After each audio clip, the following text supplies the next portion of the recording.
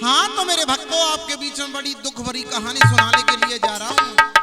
सौतेली माँ कहते हैं समय बड़ी बलवान, समय को परखे ज्ञानी, और समय पे पड़ती धूप, समय पे बरसे पानी।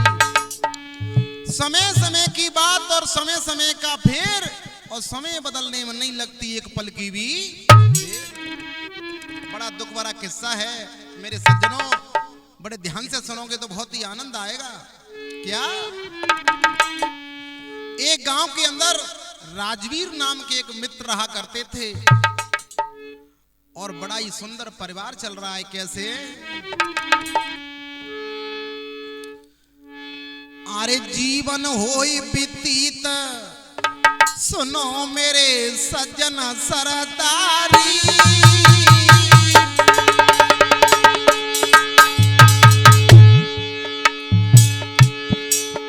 अरे जीवन होई बीतीत, सुनो मेरे सज्जन सरदारी, और समय बड़ी बलवान जाई ना काहू बेटारी, अरे समय बड़ी बलवान न जावे काहू बेटारी।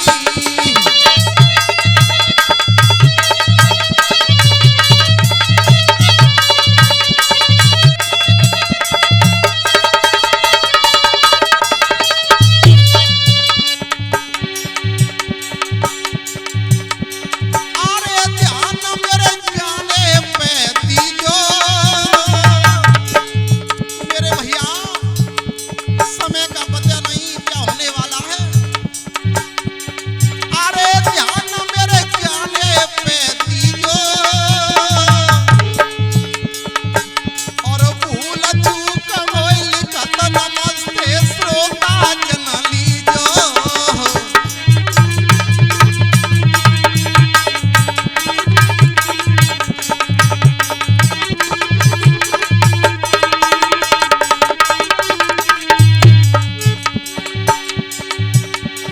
अरे कहानी राजवीर भैया की,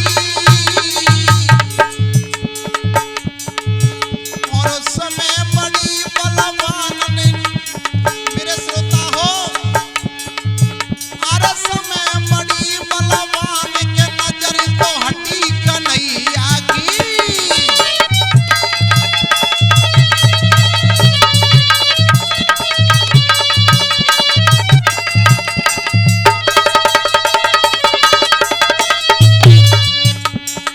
एक पुत्र और राजवीर की पत्नी, और भैया राजवीर, बड़ा ही सुंदर परिवार चल रहा है। और वो समय का चक्र पांडे जी किसी से टाला नहीं जाता। अरे के होनो कहा अंगारी है, अरे के होनो कहा अंगारी है, और कछु दिना के बाद फैल गई वह बीमारी है, अरे कछु दिना के बाद घेर रही वह बीमारी है।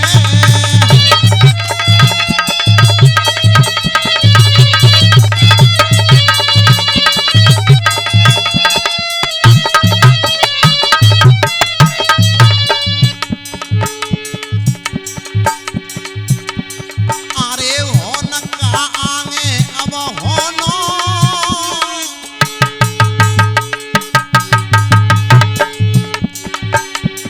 अरे होन का आगे अब होनो, और गयो बुखार गया के खटिया पड़ गए ये दोनों, अरे कई बीमारी आई के खटिया पड़ गए ये दोनों।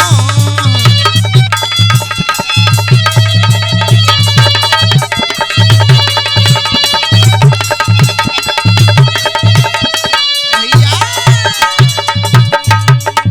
कुछ दिन के बाद जब बीमारी अपना प्रकोप करने लगी, तो राजवीर की धर्मपत्नी और राजवीर दोनों बीमार पड़ जाते हैं। तो इधर में उसकी पत्नी समझाती है कि हे पिया, अगर मैं मर जाऊं तो दूसरी शादी मत करना, क्योंकि मेरा पुत्र बड़ा नादान है। मगर लेकिन समय को कोई टाल नहीं सकता। पांडे जी हुआ क्या? आरी जल से भरी ले एकदम से धर्मपत्नी समझाती अपने पिया राजवीर को। आरी बोली पत्नी पैन बल भरे जल ने न गिरायो चारी। मैं जाऊंगी दुनिया छोड़ के अब घेर रही बीमारी।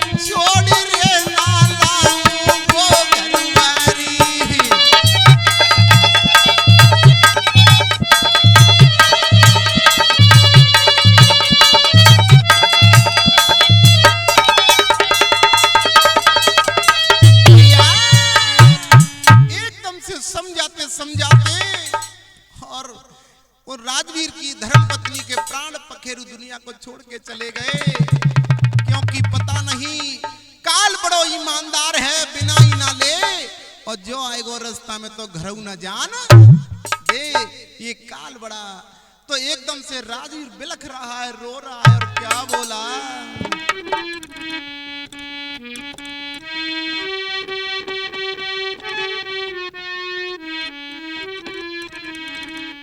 और पुत्र रोने लगा। कैसे? अरे कहाँ गई तू छोड़ी नार तेरो पियारा वे जगाई रे।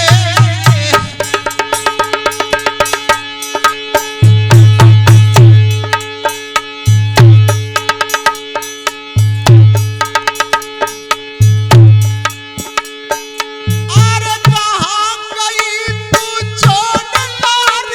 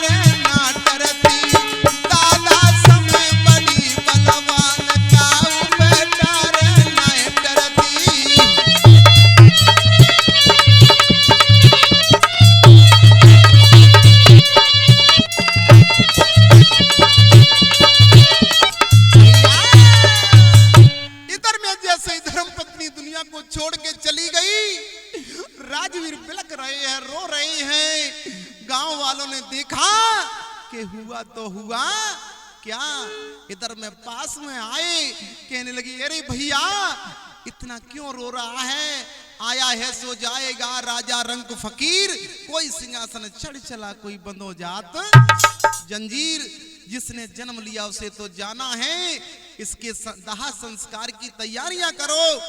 जैसे ही दाह संस्कार करके आए घर पे, पुत्र रो रहा है, राजवीर रो रहे हैं, तो धीरे धीरे समय बदलता है पांडे जी। आज है वो कल नहीं है, जो कल है वो परसों नहीं रहेगा।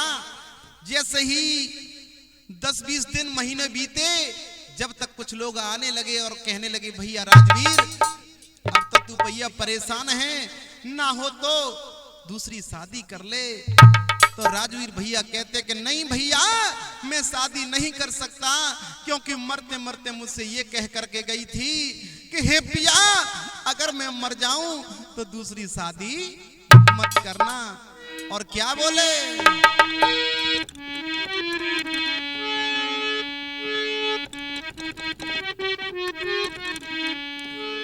अरे काए को बाबरो भयो तू राजवीर, अरे भैया काय को बाबरो है वो, जो कह गए वो कह गए, शादी रचा ले, रोटी को हिल्लो कर ले, और तुम्हें पता पांडे जी के रोज कान तो को लग जाए तो फिर वो बात एक दिन तो समझ में आ जाते। और क्या बोले,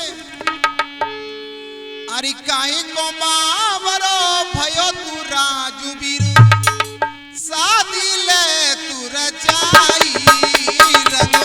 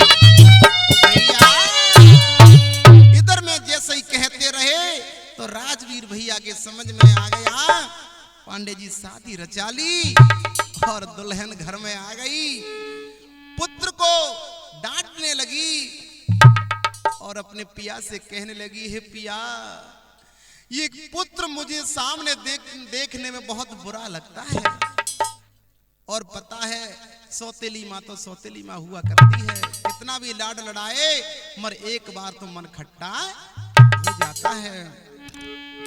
और एक दिन बोली क्या, अरे तुम सुनियो बलम सुजान बात में बताऊं,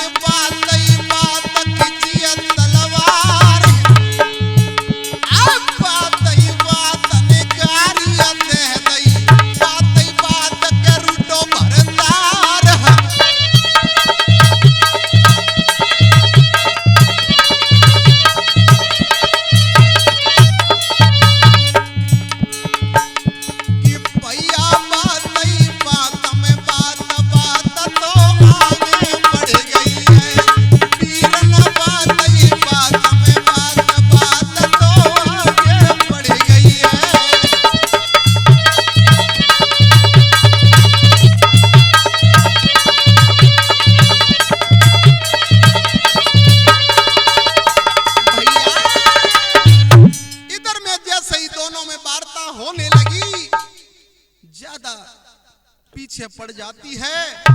तो राजवीर सोचने लगा, बारे भगवान इस पुत्र को मैं कैसे काटूंगा। जैसे ही पुत्र को बुलाया, बेटा आज मेरे साथ और खेत पर चल। और हुआ क्या,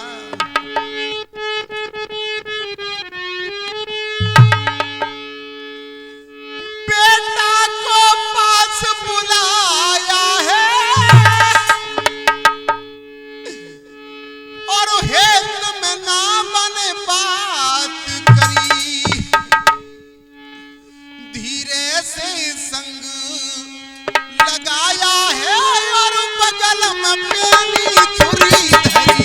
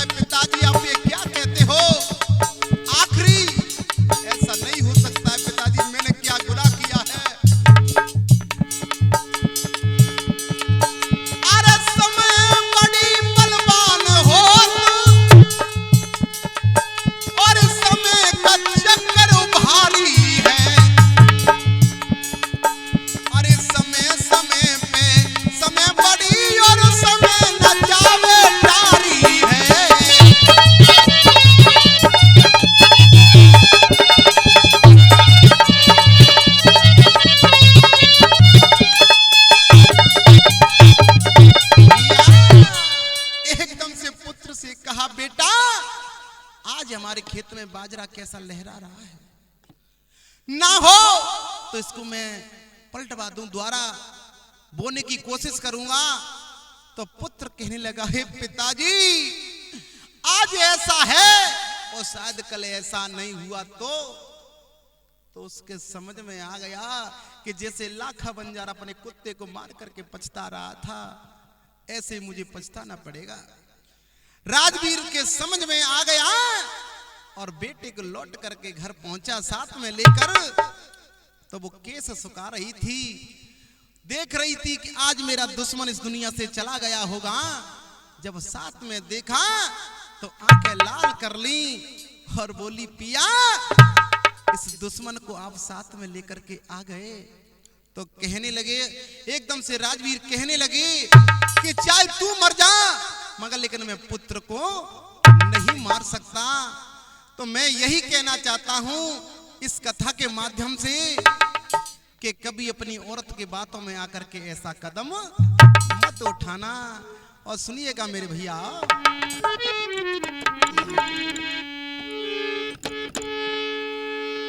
अरे जैसी